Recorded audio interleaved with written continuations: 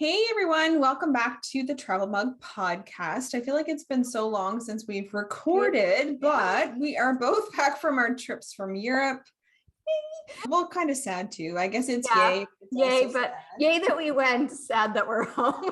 Sad that it's over. Yes, indeed. But we are super excited to tell you about it. We're going to do a couple of episodes just sort of covering we were just actually talking about the fact that I might still be a little bit jet lagged. So luckily today we get to hear all about Jenn's trip to Scotland, all the things she sort of did, all the things they saw, what she thought about it. I've never been, so I'm super excited to learn about her trip as well. So Jennifer, let's hear about it. Hi.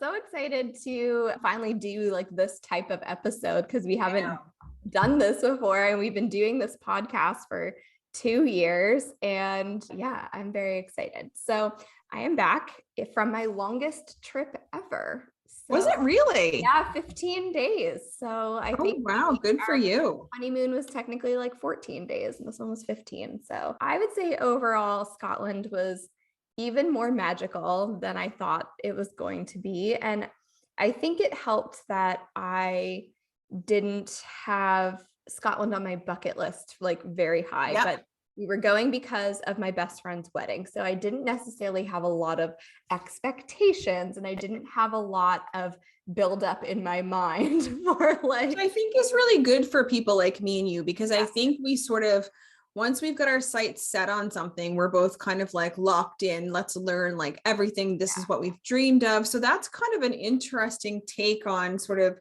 not having it on your list and the exceeding expectations. Yeah, like, and I would definitely go back. So right.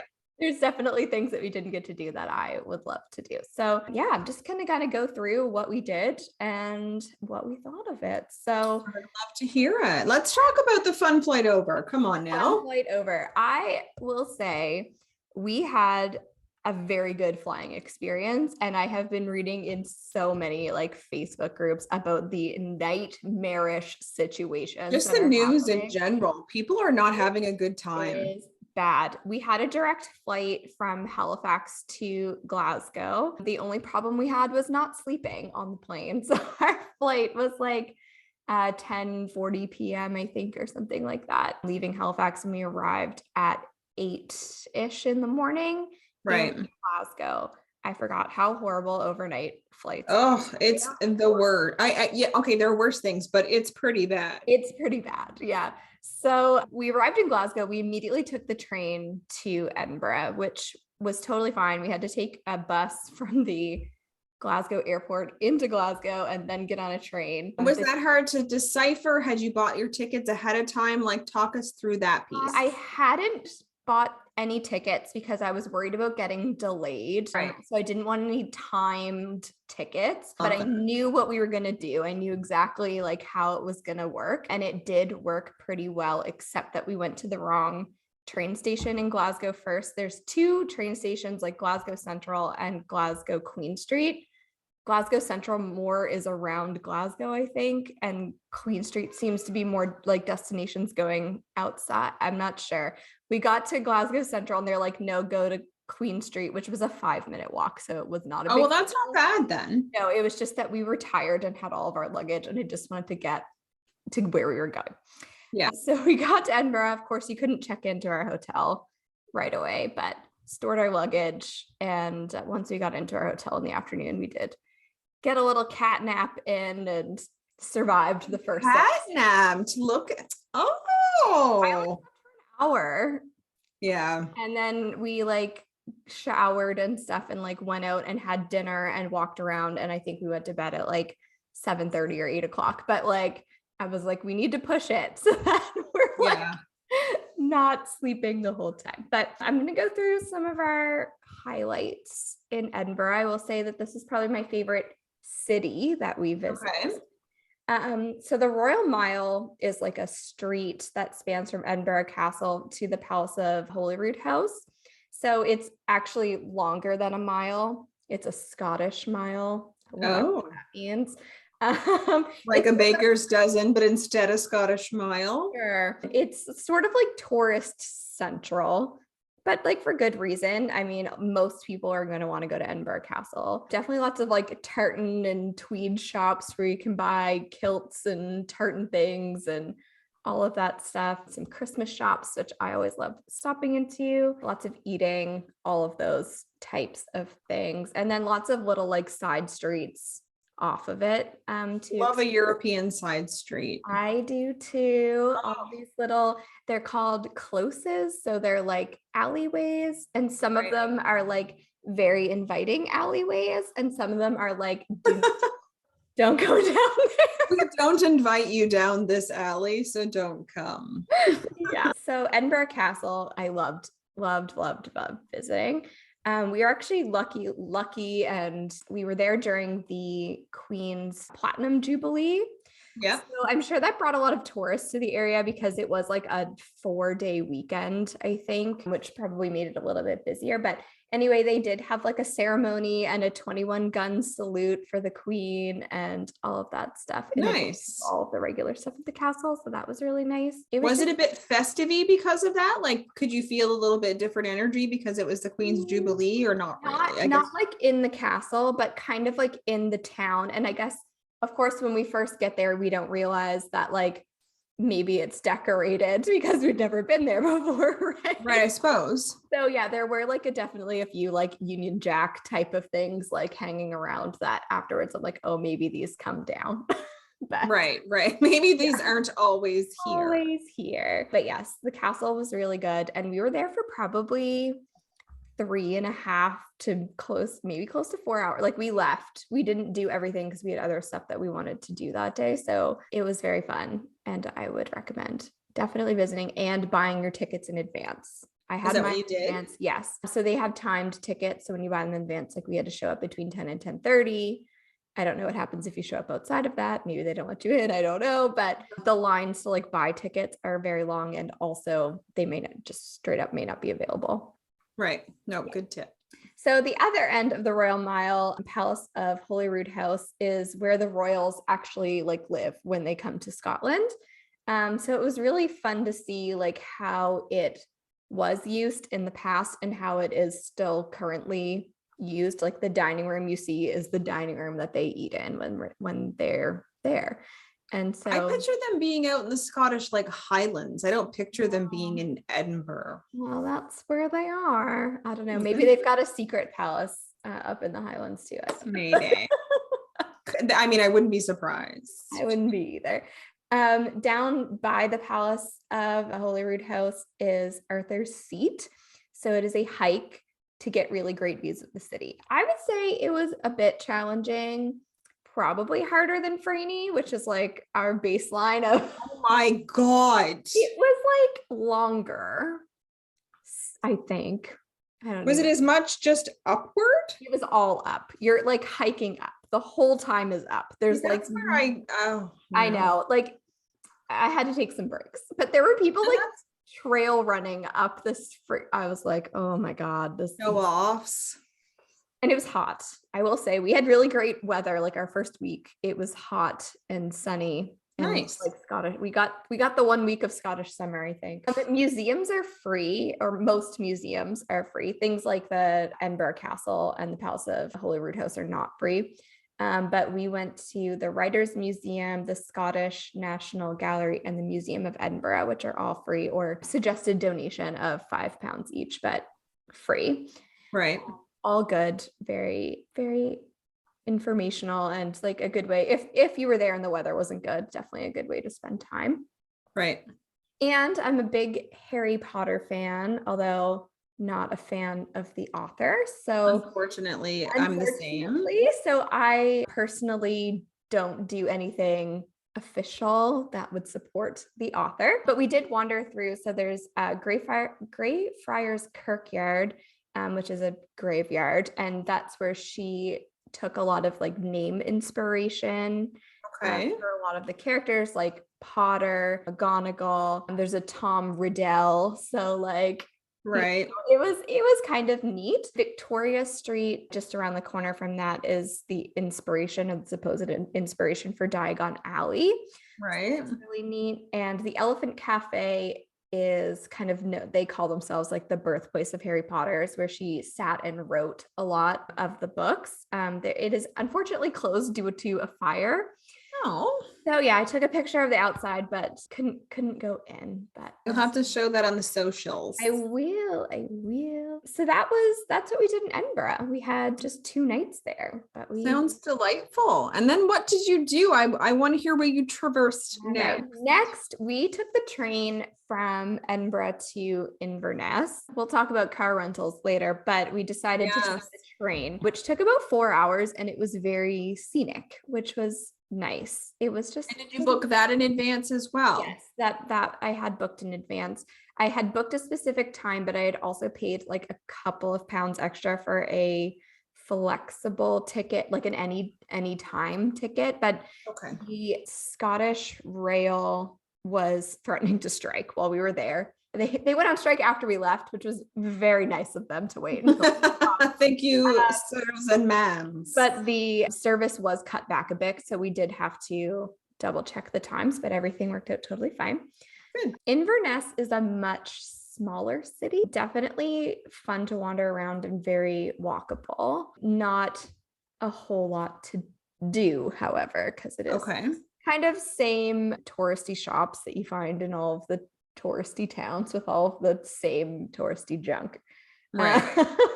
Right. Yeah, we only had one day in Inverness. I think it was or one night, I guess, in Inverness. It was probably enough. The Inverness Castle is closed until 2025. So they're doing some work. I'm sad. It looked kind of cool from the outside. We went to Leakey's bookshop, which was just the most cute, adorable, jam-packed full of books. It's all secondhand books, but it's an old church, so it has stained glass windows and it's painted pastel inside. I might have posted a picture on our stories while I was there, but I will definitely post it on our socials as well. We walked around, and I will say we had really good food at the White House. And my husband, we booked in advance for the food, the reservation, and he gets the text that your table at the White House is confirmed. So he's like, oh, I should save this text. Screenshot it at least. Yeah. Oh gosh, that's awesome. Yeah. So the next day is our fateful car rental day. And I was texting Megan during this day because I don't know if we've had a worse travel day. And it was just totally things outside of our control. So, and is this in Inverness? So is this where you were picking the car up? Yeah. So we had to take a cab to the Inverness airport to go get our car, because that's where we could get a rental car from. There wasn't really anything in right in the town. The airport's only maybe a 15-20 minute drive outside of the downtown area. We had reserved a car with Avis through Expedia. This was not Expedia's fault. So we were supposed to pick up the car at 10 a.m. at the airport. Unfortunately, Avis and Budget's computer system nationwide went down completely. They couldn't do anything. So we stood in line for 3 hours while they tried to figure out a workaround or what to do. And eventually we had to sign up for a preferred membership on the Avis's website, which was free, to rent a new, create a new reservation. Okay. Because I guess the preferred membership thing was a different computer system, maybe. I'm not sure. Anyway. Fancy people get their own system. I don't know. Anyway, we finally got a car. And then it's the stress of getting in a different car than you're used to, driving on the other side of the road. It was a very stressful day. We did drive. We went to Urquhart Castle, which is castle ruins. It's not really a castle, but it's right on Loch Ness. So we didn't do, there's a ton of boat tours that you can do and that sort of thing, which we didn't do. We just yep, there is Loch Ness. I don't see Nessie. Let's move on with our day. Right. We visited the Culloden battlefield, which I was really excited for, but the visitor center was closed by the time we got there because we were very late in our day. But we were able to kind of walk the battlefields and that sort of thing. And as an Outlander fan, we visited the Claviclairns, which was the supposed inspiration for the Standing Stones. Oh, yes, yes. So yes, it was a good day, but we did everything that we wanted to do except for the visitor center, but it felt very much like going through the motions because it was just like, well, we got to do this. We got to do this. So driving on the other side of the road, I didn't do any driving while we were there. Ryan did. Right. And he found it a little bit challenging, but he definitely got used to it because he did end up driving later in the trip. There are so many roundabouts. So if you're not roundabouts, Ireland was the same, so that's not shocking. Yeah, I think it's a little bit maybe more challenging for American. I don't know if America has as many like roundabout situations. I mean, not the places I've been, so maybe. I think like because we have, I mean, I don't have any in my tiny small town where I live now, but like Halifax has some roundabouts that like I'm used to like going through them, but you're going through the other way, so that's a little bit of a brain. Yeah. So then we went to return the car. So we were only renting the car for literally that one day. Like we had the car, by the time we brought it back, I think we had it for like 5.5 hours. Like we just wanted to do these things that were not close to any other spot. So we go back, it's after hours. It's a Sunday. They had given us a code to get back into the parking lot. The code doesn't work. We're like, cool. Of course it doesn't. Why doesn't this work? So we hit the button. We wait like 5 minutes. Eventually they let us in. And all of the parking spaces that say returns are full. We're like, of course they are. So we're like parked like maybe 4 or 5 spaces away from the spaces that say returns.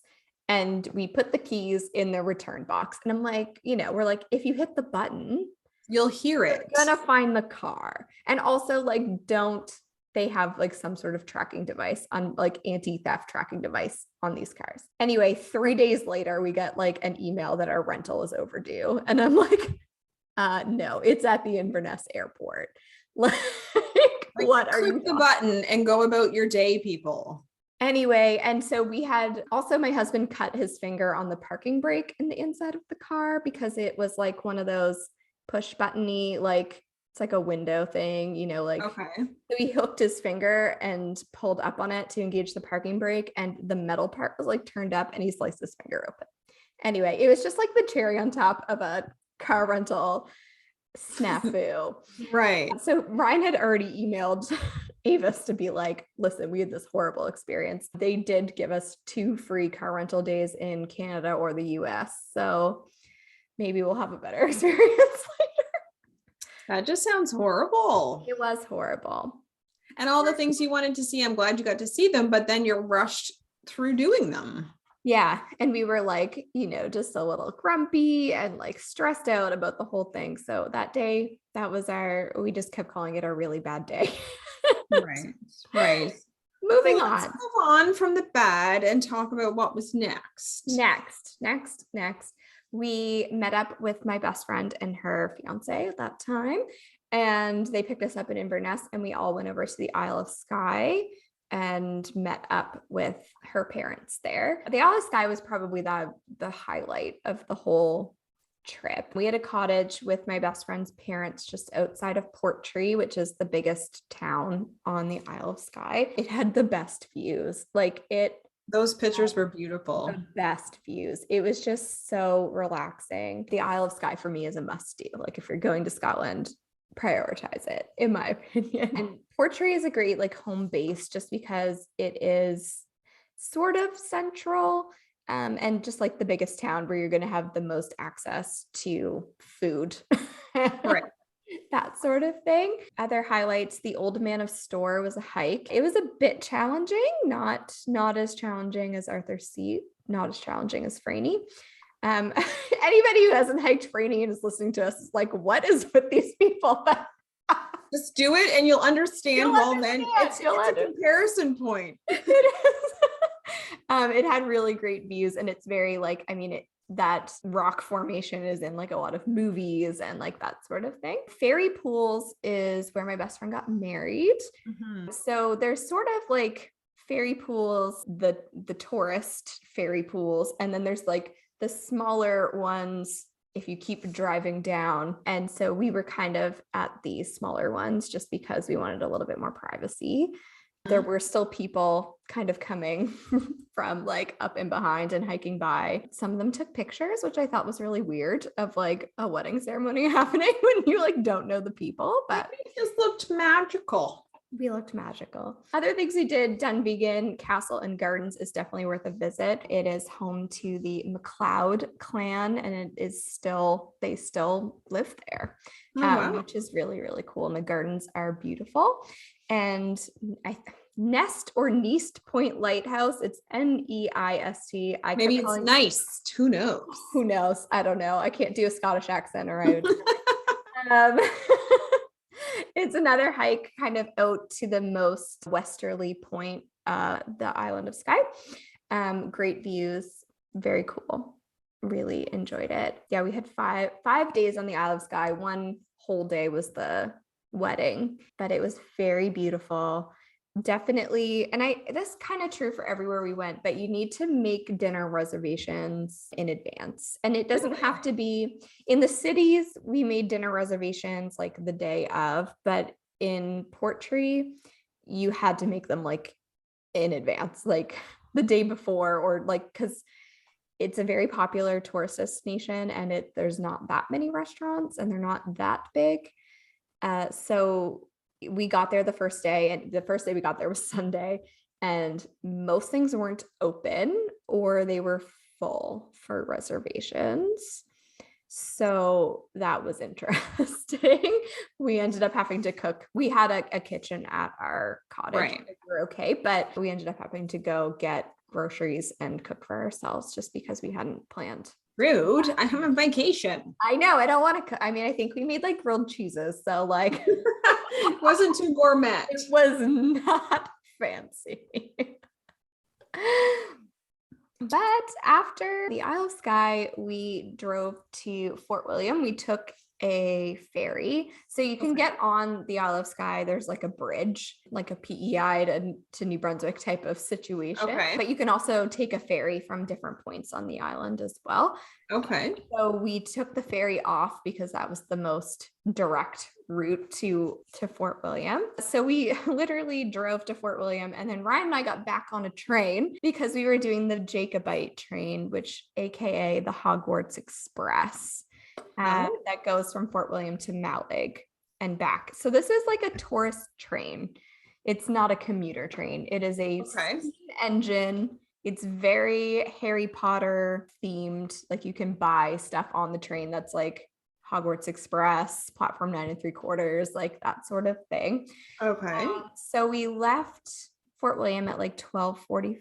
I think. And then we went on our way to Mallig. It stops in somewhere that I don't remember the name of. You literally get off and you have like 20 minutes to kind of like walk around the train station. And, like they have an ice cream stand where you can get ice cream. The highlight is going over the Glenfinnan Viaduct, which is what you see in the movies, that big like swooping bridge type of thing. So that's kind of like the highlight. We met new friends on the train because I'm so proud of you. Of course, like the train, you're seated at a table, and so like you're a couple sitting across, like have a couple facing you. So Mason and Sarah. Mason wrote down the name of the podcast, so I hope he's listening, and if he is, he should message us on social media to let him know. He actually is listening because we literally talked to them. We were on the train for 4 hours. We talked to them for the whole 4 hours. And where were they from? They're from California. Love that for them. Yeah. So hi, Mason and Sarah. That was like probably made that experience so much better. And I know we talked about this in our Travel Tip Tuesday episode about like meeting new people, right? Like it really made that experience so much fun. So it makes a big difference. I love that. That's awesome. Yeah. So I would say overall the Jacobite train is expensive. Like what do we call expensive if you don't mind sharing? It was like a couple $100. Okay. The town that you go to, Mallig, like you get a couple of hours there. It kind of reminded me of like a Digby. It's small. It's a fishing town. There's some restaurants. There's some shops. There's like a boat fishing type of boat tour, like ocean tour type of thing that you can do. But it's like that town is just kind of Did you need as much time there as you had? No. See, that's the thing. The only thing I don't like about stuff like that is you're like, okay, let's go. Yeah. I mean, we didn't have like a lot of extra time, and we just did like a little cafe for dinner. So if you were eating in like a proper sit down type of meal, that would have taken up more time. But like, and then did you come back same day? So like, yeah, the train, like it give you a couple of hours and then you get back on the train. It takes you back to Fort William. What's really nice is they switch you sides of the train. So, you know, going there, we were on the opposite side of the train for the Glenfinnan Viaduct. So we didn't see that really when we were going, but when we were coming back, because they switched sides of the train, we got to see it. So that part is nice because you don't have to worry if you didn't see it one way, or what you saw on one side, you won't see coming back. So that part is nice. But overall, if you're a Harry Potter fan, it's cool. It's not a must do. Sure. I'll put it that way. But you've got your memories. You met Mason and Sarah. It's all good. Yes. Yeah. So Fort William is a cute small town. It's known as the outdoor capital of the UK. So if that's your jam, there's a lot of hiking around, including Ben Nevis, which is the highest peak in the UK.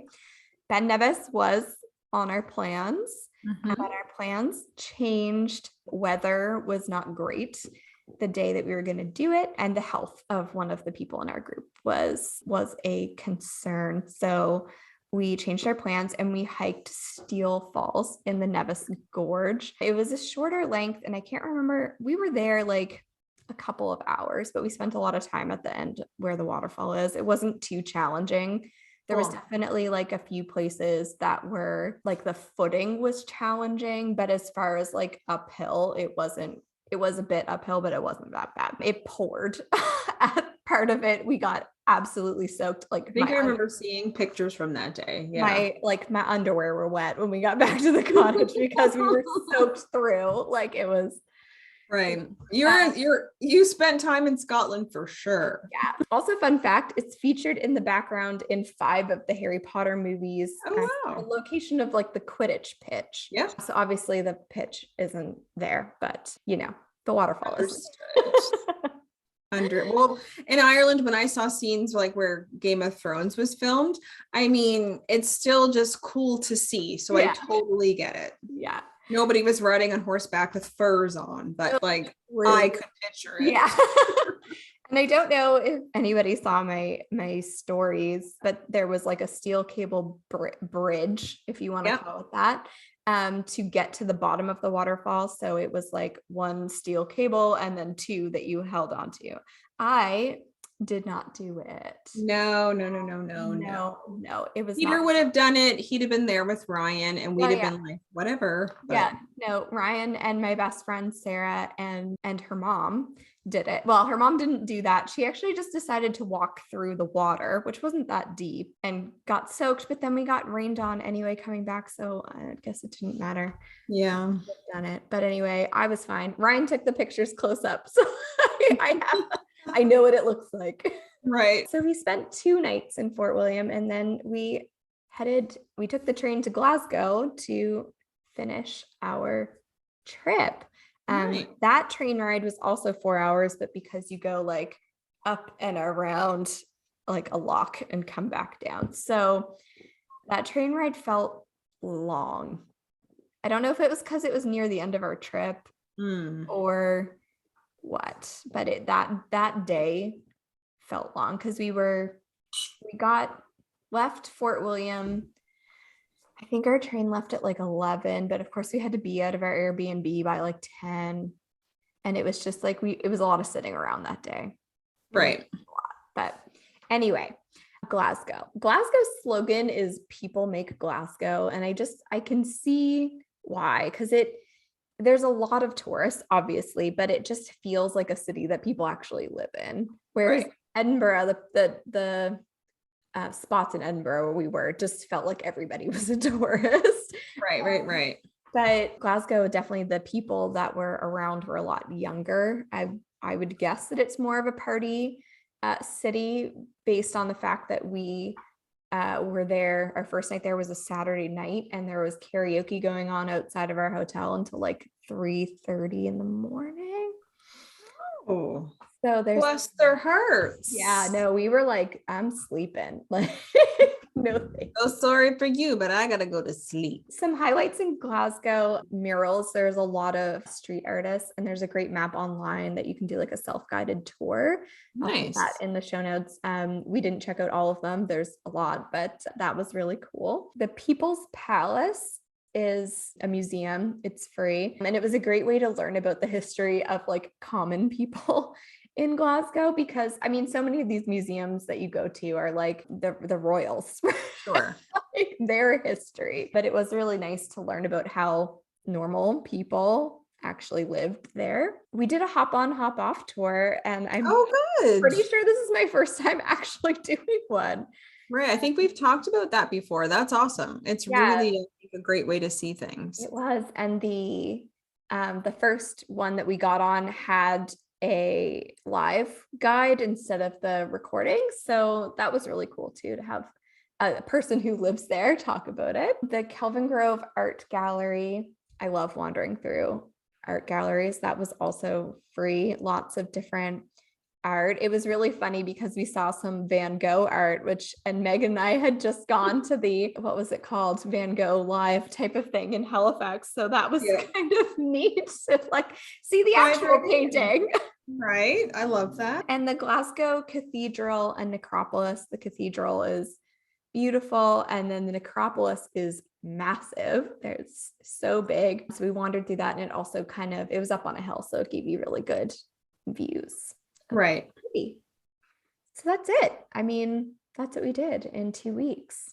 It was talk to me then about like your itinerary before you went, how you did with that, because we've talked a lot about your over planning, and how did that actually work out?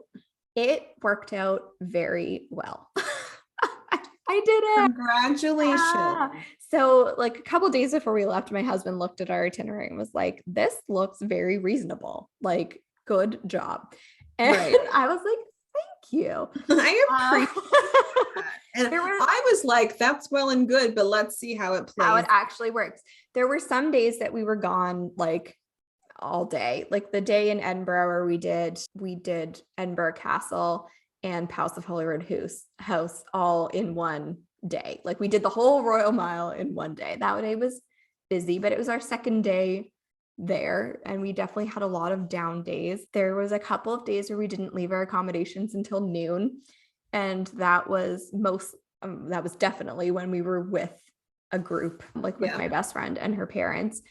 That gave me a little bit of stress and anxiety. There was one day we were kind of waiting for everybody to get ready, and I'm like, oh my God, it's like noon. Nobody's like ready to leave. And Ryan's like, relax. Like it's gonna be fine. And I think probably we can talk about in the future, maybe doing an episode about group travel, because it is like a totally different like kettle of fish. 100% different. But yeah, I want to go back to Scotland, and it was magical. And yeah, it was just a really, really good soul-filling trip. Awesome. Well, that's so great. I'm so glad everything worked out. You have your own travel fail now. Wasn't your fault, but still a story that's your bad day. So we all have to have them, I suppose. Awesome. Well, thank you so much for sharing that. I obviously have never been to Scotland. I look forward to going someday, and it sounds lovely. Yes. So make sure you're following us on social media. I'll be sharing lots of photos of our trip over the next couple of weeks. And you can find us also on our website, travelmugpodcast.com. You can support the show on Buy Me a Coffee, and share the show with a travel-loving pal, someone who's going to Scotland maybe, and they need some ideas. Exactly. All right. Next episode, maybe get to hear all about Megan's trip. Traverses. And until then, bye everybody. Bye.